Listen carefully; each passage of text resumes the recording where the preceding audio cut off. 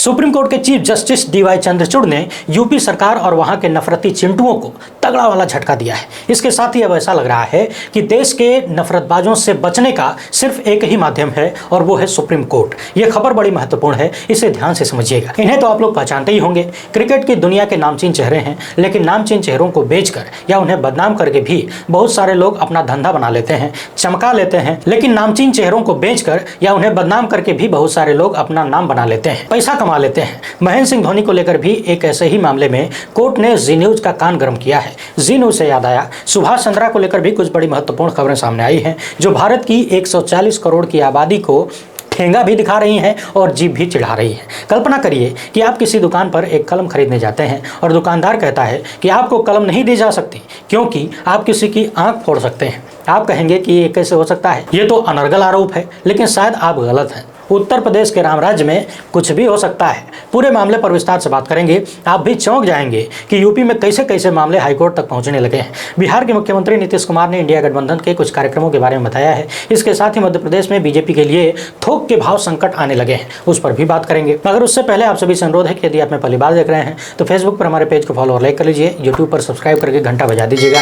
पिछले कुछ दिनों से हमारी आपकी मुलाकात नहीं हो पाई, इसकी वजह थी तबीयत का खराब होना। बहुत सारे दर्शकों ने हालचाल जानने की कोशिश की, ज्यादातर लोगों से मैं फोन पर बात नहीं कर सका, इसके लिए क्षमा चाहता हूं। आज सुबह सुबह भारत के बेहद वरिष्ठ पत्रकार, जिनकी उम्र अभी लगभग 82 साल के आसपास है, उन्होंने फोन किया और कहा कि लकड़ी सस्ती हो गई है, भाजपाइयों से कहो कि अपने घर वालों को फटाफट मार के उन्हें जला दें। मैंने पूछा कि लकड़ी सस्ती हो गई है, इसकी वजह से कोई अपने घर वालों को कैसे मार सकता है? तो उन्होंने कहा कि अंबुज, तुम अभी नहीं समझ रहे हो, आम आदमी ऐसा नहीं कर सकता, मगर बीजेपी के समर्थक और उसकी विचारधारा के लोग ऐसा कर सकते हैं। चूंकि वो तगड़े वाले व्यंग्यकार हैं तो मैं समझ गया कि व्यंग कर रहे हैं। आगे की चर्चा में उन्होंने बताया कि टीवी पर वन नेशन वन इलेक्शन की चर्चा हो रही है और भाजपा के लोग कह रहे हैं कि इससे पैसे की बचत होगी। देश में एक चुनाव करके पैसा बचाने का बहाना ठीक वैसे ही है कि श्मशान घाट पर लकड़ी का दाम कम हो जाए तो घर वालों को मारकर फटाफट जला दिया जाए। पता नहीं कब लकड़ी महंगी हो जाए। समय समय पर चुनाव लोकतंत्र को जिंदा रखता है।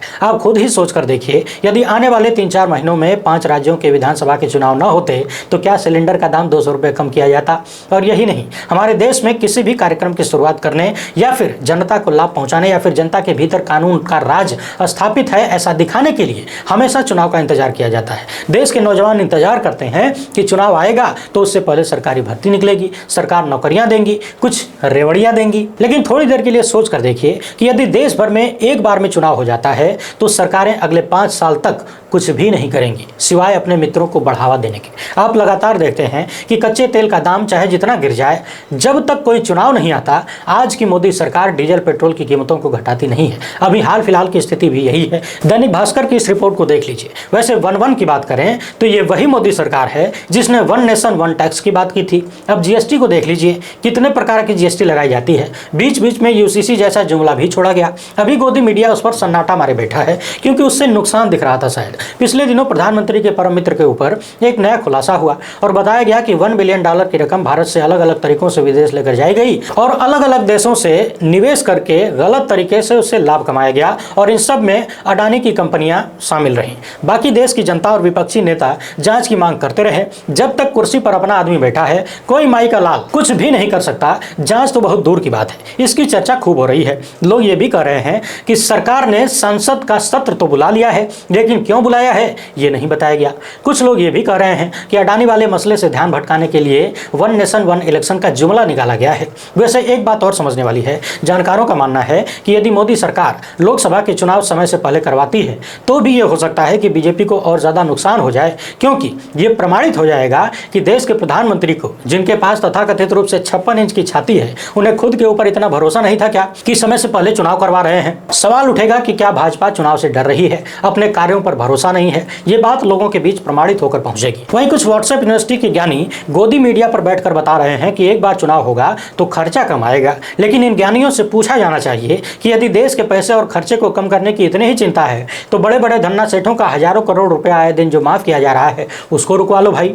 जो लोग मुंह उठाकर भारत में होने वाले चुनाव को खर्चों से जोड़ रहे हैं, उनसे ये पूछा जाना चाहिए कि अलग अलग राज्यों तथा लोकसभा के चुनाव में कुल कितना रुपया खर्च होता है। खबर आई है कि मोदी सरकार ने गोदी मीडिया को तोहफा देते हुए जी न्यूज पर हजारों करोड़ रुपए का कर्जा माफ कर दिया है। भड़ास फॉर मीडिया से शीतल पी सिंह ने लिखा है कि मोदी जी के नेतृत्व में देश की उनके करीबी अरबपतियों ने पिछले 9 सालों में जो ऐतिहासिक लूट मचाई है उसके कंकाल एक एक करके बाहर आ रहे हैं। लूट जनता के पैसे की हुई और माध्यम थे बैंक। जी न्यूज के मालिक के करीब 7,000 करोड़ रुपए के कर्ज की में से करीब 75% माफ करके बैंक ने सेटलमेंट कर लिया है। जनता के हिस्से में अगर कोई राज्य सरकार कोई फैसला लेती है तो उसे रेवड़ी बताकर उसकी खिल्ली उड़ाई जाती है। अपनी स्क्रीन पर दैनिक भास्कर की इस खबर को देख लीजिए। लिखा है कि सुभाष चंद्रा को राहत, यस बैंक ने 5,000 करोड़ रुपए का कर्जा माफ किया। वैसे मोदी सरकार ने जितना पैसा धन्ना सेठों पर लुटाया है ये उसका बहुत ही छोटा सा हिस्सा है, सरसों के दाने के बराबर। इस बारे में आप गोदी मीडिया के ही चैनलों पर कोई खबर नहीं देख पाएंगे। लेकिन सरकार जब सालों तक भयंकर लूट मचाने के बाद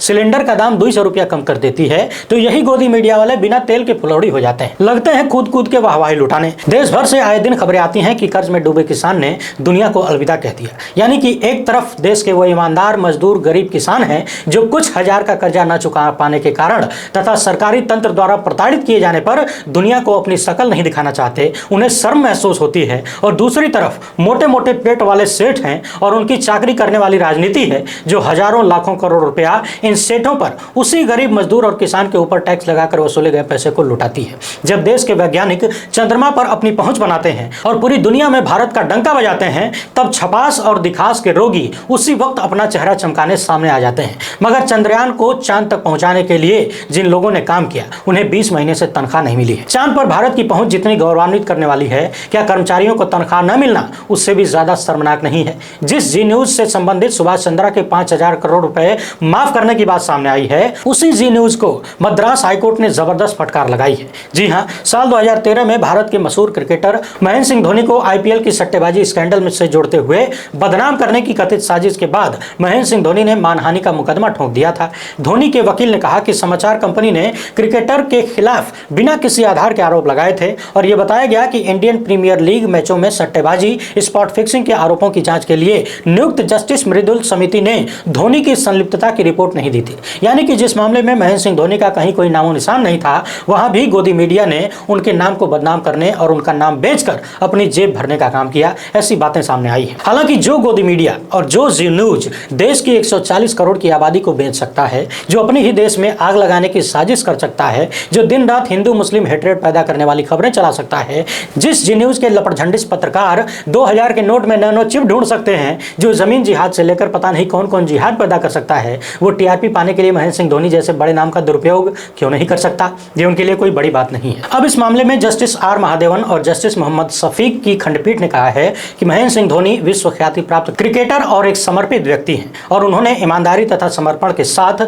अंतर्राष्ट्रीय क्रिकेट में उच्चतम स्तर पर भारत का प्रतिनिधित्व किया है। जब किसी ऐसे इंटरनेशनल पर्सनालिटी के खिलाफ आरोप लगाया जाता है तो यहां खबर चलाने वाले समाचार चैनलों को सतर्क रहना होगा। वैसे हाई कोर्ट को यह भी बात समझनी चाहिए कि जी न्यूज जैसे चैनल सतर्क रहकर ही ये काम करते हैं और देश भर में जिस तरह की नफरत पैदा की जा रही है ये सब कुछ सतर्क रहकर और जानबूझकर सोच समझकर ही किया जा रहा है। गलती से कुछ भी नहीं हो रहा है। गोदी मीडिया की तो ये आदत है कि पहले जमकर गंदगी फैलाओ, झूठ बोलो, जहर की उल्टियां करो और जब पकड़े जाओ तो पैर पकड़ लो। हालांकि पैर पकड़ने और माफी मांगने वाला काम गोदी मीडिया वाले पीछे से करते हैं, पिछले दरवाजे से, ताकि लोगों को पता न चले। क्या आप सोच भी सकते हैं कि साइकिल खरीदने जाएं तो दुकानदार कहे कि नहीं आप साइकिल नहीं खरीद सकते, किसी को धक्का मार देंगे। कलम खरीदने जाएं तो दुकानदार कहे कि नहीं आपको कलम नहीं दिया जा सकता, आप किसी की आंख फोड़ देंगे। यूपी के अंबेडकर नगर में मोहम्मद शकील नाम के एक व्यक्ति जो मांस की दुकान खोलना चाहते थे तो पुलिस ने यह कहते हुए उन्हें एनओसी देने से मना कर दिया कि नहीं आप मांस की अनधिकृत बिक्री कर सकते हैं। यानी कि मोहम्मद शकील मांस की बिक्री के लिए एनओसी लेने जाते हैं तो पुलिस ये संभावना जताती है कि अनधिकृत बिक्री ये आदमी कर सकता है, इसीलिए उनको एनओसी नहीं दी जाएगी। बाद में मोहम्मद शकील पहुंचते हैं इलाहाबाद हाई कोर्ट तो हाई कोर्ट कहता है कि अगर इस व्यक्ति ने किसी तरीके की अनधिकृत बिक्री की तो फिर कानूनी कार्रवाई के लिए पुलिस और कानून तो हमेशा सक्षम है। आप पहले से ही कैसे संभावना व्यक्त कर सकते हैं कि यह आदमी गड़बड़ करेगा ही। यानी कि पुलिस अब संभावनाओं को देखकर दुकान खोलने की एनओसी देने से मना कर रही है। कोर्ट भी यह सुनकर चौंक गया कि संभावना के आधार पर एनओसी देने से मना कैसे किया जा सकता है। वैसे जहां सब कुछ संभव हो वही तो राम राज्य होता है। एक विशेष बात, सोशल मीडिया पर महिलाएं लड़कियां अपनी खूब सारी तस्वीरें शेयर करती हैं, उन्हें रोका या मना तो नहीं किया जा सकता, ये उनका अधिकार भी है, रोकना भी नहीं चाहिए। मगर मध्य प्रदेश की एक खबर सोशल मीडिया पर वायरल है कि देवास जिला निवासी अभिषेक सूर्यवंशी नाम का एक व्यक्ति जो कि इंस्टाग्राम से लड़कियों की फोटो चुरा कर उसे पॉर्न स्टार्स की फोटो के साथ जोड़कर खुद की बनाई गई 25 से अधिक इंस्टाग्राम आईडी पर शेयर करता था और उन्हीं फोटोज के माध्यम से लड़कियों को ब्लैकमेल किया करता था। अच्छी बात यह रही कि लड़कियों ने डरने की बजाय इस मामले की शिकायत की और पुलिस ने जांच के बाद आरोपी को गिरफ्तार कर लिया। तो यदि कभी इस तरह की कोई समस्या सामने आए तो फिर डरने, परेशान होने या फिर ब्लैकमेल होने की बजाय मामले को खुलकर सामने रखें। एक मुश्किल से निकलने के लिए ढेर सारी मुश्किलें अपने कपार पर न लें। मुझे लगता है आप मेरी बात गहराई से समझ गए होंगे। उत्तर प्रदेश में एक कानून है धर्मांतरण विरोधी कानून। इसके तहत बड़े पैमाने पर धर्मांतरण का आरोप लगाते हुए कुछ दक्षिणपंथी समूह ने कुछ लोगों के खिलाफ कई सारे एफआईआर दर्ज करवा दिए। इसमें ब्रॉडवेल क्रिश्चियन हॉस्पिटल सोसाइटी के अध्यक्ष मैथ्यू सैमुअल भी शामिल हैं। मोटा मोटी मामला यह था कि अप्रैल 2022 में मॉन्डी थर्सडे के दिन ईसाई लोग कुछ कार्यक्रम कर रहे थे। यह दिन उनके लिए बेहद महत्वपूर्ण बताया जाता है। अचानक कुछ दक्षिणपंथी संगठन के लोग वहां पहुंचे, जय श्री राम के नारे लगाते हैं और चर्च को जलाने की धमकी देते हुए कार्यक्रम कर रहे लोगों को अंदर बंद कर दिया जाता है। बाद में जब पुलिस आई तो उस घटना के आधार पर शिकायत दर्ज की गई। आरोप लगाया गया कि यहां पर सामूहिक रूप से धर्मांतरण हो रहा था। इस मामले में धर्मांतरण विरोधी कानून के अंतर्गत एफआईआर दर्ज हुई। सुप्रीम कोर्ट ने पहले ही इस पर किसी भी तरीके की दंडात्मक कार्रवाई से सुरक्षा प्रदान की थी, यानी किसी भी दंडात्मक कार्रवाई पर रोक लगाई थी। मगर चौंकाने वाली बात यह है कि एक ही घटना से संबंधित एक ही तारीख पर एक ही लोगों के खिलाफ 3 बार अलग से एफआईआर दर्ज करवाई गई। पहली एफआईआर दर्ज होने के 9 महीने बाद और एक एफआईआर और उसके 7 मिनट के भीतर 2 अन्य एफआईआर दर्ज की गई, यानी एफआईआर की झड़ी लगा दी गई। अब यह मामला सुप्रीम कोर्ट के चीफ जस्टिस डीवाई चंद्रचूड़ की बेंच में जब सुना जा रहा था तो चीफ जस्टिस भी चौंक जाते हैं कि बाद में फिर से 3 एफआईआर और आगे आदेश देते हैं कि इन सारे एफआईआर के संबंध में कोई कठोर कदम नहीं उठाया जाएगा। हम सभी 4 एफआईआर के आधार पर सुरक्षा दे रहे हैं और नोटिस जारी कर रहे हैं, इस पर रोक लगा रहे हैं। इस मामले में एक बात और ध्यान देने वाली है, याचिकाकर्ता इसके पहले इलाहाबाद हाईकोर्ट में पहुंचे थे और इलाहाबाद हाईकोर्ट ने इन एफआईआर में कार्यवाही पर रोक लगाने या रद्द करने से इनकार कर दिया था। यानी इलाहाबाद हाईकोर्ट से दुखी होने के बाद ये लोग सुप्रीम कोर्ट पहुंचे थे और सुप्रीम कोर्ट ने सीधा उसके उलट आदेश दिया है। ऐसे में सवाल ये उठता है कि क्या नफरत के शिकार लोगों की आखिरी उम्मीद सुप्रीम कोर्ट ही बची है और हर व्यक्ति इतना सक्षम तो नहीं है कि वो सुप्रीम कोर्ट जाए। बाकी देश में न्याय और कानून व्यवस्था सबके लिए बराबर काम कर रही है, सबके लिए समान रूप से काम करती है, ये आप सब जानते हैं। वहीं विपक्षी गठबंधन एनडीए की तीसरी बैठक के बाद नीतीश कुमार ने कहा है कि 2 अक्टूबर से देश भर में बड़ा कार्यक्रम होगा जो कि राष्ट्रीय स्तर पर चलाया जाएगा। नीतीश कुमार का कहना है कि जैसे जैसे इंडिया गठबंधन मजबूत हो रहा है, बीजेपी की घबराहट बढ़ रही है। समय से पहले चुनाव कराने की तैयारी चल रही है। आगे सीटों के बंटवारे को लेकर नीतीश कुमार ने कहा कि कहीं कोई समस्या नहीं है। पिछले दिनों बिहार के पूर्व मुख्यमंत्री लालू यादव ने भी कहा था कि हम सभी अपना अपना नुकसान करके भी सीट शेयरिंग को सफल बनाएंगे, कहीं कोई समस्या नहीं आएगी। यह भी बताया गया कि इसी महीने सब कुछ तय हो जाएगा कि कौन कितनी सीटों पर कहां लड़ेगा। एकजुट होकर सारे विपक्षी नेता आगे बढ़ेंगे। देश भर के कई बड़े नेता, खासकर विपक्षी पार्टियों के नेता पिछले दिनों लगातार कहते आ रहे हैं कि मोदी सरकार कभी भी लोकसभा का चुनाव करवा सकती है, क्योंकि उन्हें मालूम है कि बीजेपी की गाड़ी पटरी से उतर चुकी है। शायद इसीलिए चाहते हैं कि पहले चुनाव करा लें ताकि एंटी इनकम्बेंसी और ज्यादा न बढ़े। मगर सवाल तो यह है कि पहले चुनाव कराने में सिर्फ फायदा ही होगा, इस बात की क्या गारंटी है। उधर मध्य प्रदेश से बीजेपी के लिए आए दिन नकारात्मक खबरें सामने आ रही हैं।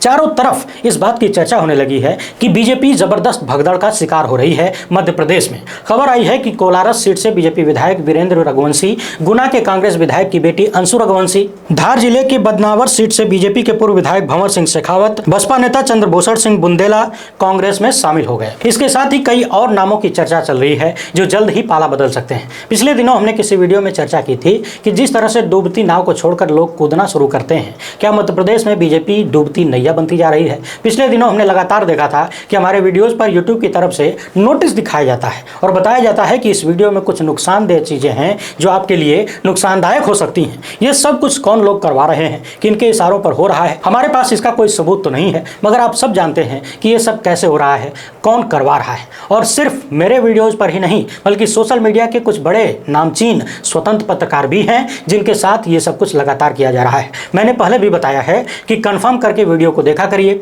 और ऐसे वीडियोस पर जिन पर यूट्यूब की तरफ से इस तरह की पाबंदियां लगाई जाए उनको बार बार देखने की कोशिश करिए और ज़्यादा से ज़्यादा लोगों तक पहुंचाया करिए, क्योंकि जिन वीडियोज से उन लोगों को ज़्यादा तकलीफ होती है उसी पर ज़्यादा रिपोर्ट करवाई जाती है। आज ये वीडियो करने की अनुमति मेरी तबीयत की तरफ से नहीं थी, मगर आप सबके सपोर्ट और डिमांड की ताकत ने मुझे वीडियो बनाने के लिए तैयार किया। फिलहाल इतना ही। हमसे जुड़ने के लिए बहुत बहुत धन्यवाद। जय हिंद।